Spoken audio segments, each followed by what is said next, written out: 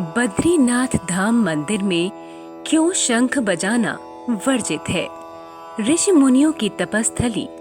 भारतवर्ष के मंदिरों से जुड़े कई ऐसे रहस्य हैं जो आज भी अनसुलझे हैं।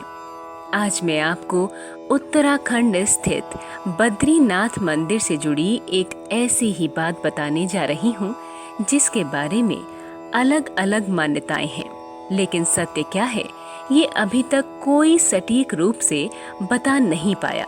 उत्तराखंड के चमोली जिले में हिमालय की गोद में सुशोभित है श्री विष्णु जी के 4 धामों में से एक श्री बद्रीनाथ धाम, जिसे भू बैकुंठ भी कहा जाता है। यहीं विष्णु जी बद्री विशाल के नाम से पूजे जाते हैं। हमारे धर्म ग्रंथों के अनुसार सर्वविदित है भगवान विष्णु जी को तुलसी और शंख ध्वनि अति प्रिय है। नारायण जी की कोई भी पूजा इन दोनों के बिना अधूरी मानी जाती है। लेकिन क्या आपको पता है कि हमारे देश में स्थित बद्रीनाथ धाम एकमात्र ऐसा धाम है जहां मंदिर में शंख बजाना वर्जित है। विष्णु जी के इस प्रमुख मंदिर में ऐसी क्या बात है? आखिर क्यों इस मंदिर में बद्री विशाल जी विष्णु जी को शंख ध्वनि से दूर रखा गया?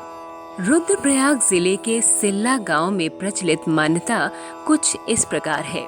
प्राचीन काल में रुद्रप्रयाग के हिमालय क्षेत्र में असुरों का आतंक छाया हुआ था।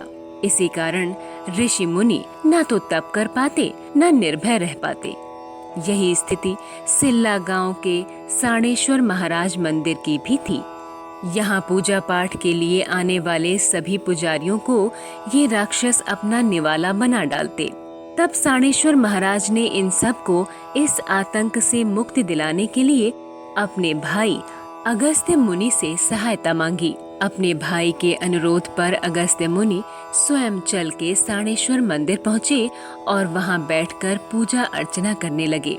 लेकिन राक्षसों की सेना ने जब उत्पात मचाना आरंभ किया तो वो भी सहम गए और उन्होंने दानवों के अंत हेतु भगवती माँ की आराधना की।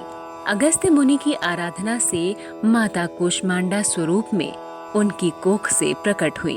अपनी शक्ति से माँ कूष्मांडा ने सभी दानवों का वध कर दिया। कहते हैं देवी से भयभीत आतापी बातापी नामक 2 राक्षस वहां से छिपकर भाग गए, जिनमें से आतापी नामक राक्षस भागकर मंदाकिनी नदी में जा छुपा और बातापी नामक राक्षस बद्रीनाथ के शंख में जाकर छिप गया। तभी से ये मान्यता बन गई कि अगर मंदिर में शंख बजाया जाए तो यह राक्षस फिर से बाहर निकल आएगा।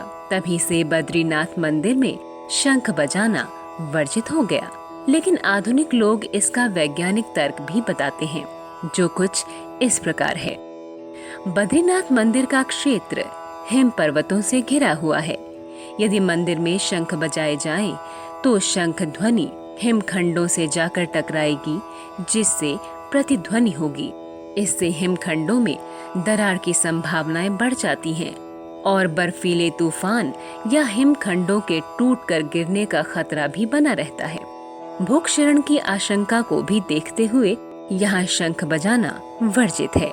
इसी तरह के ज्ञान, जिज्ञासा और रहस्यों को हम आपके सामने उजागर करते रहेंगे।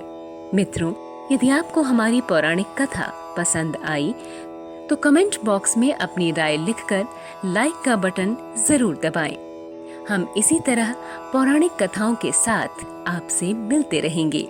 हमारे साथ बने रहने के लिए आपका धन्यवाद।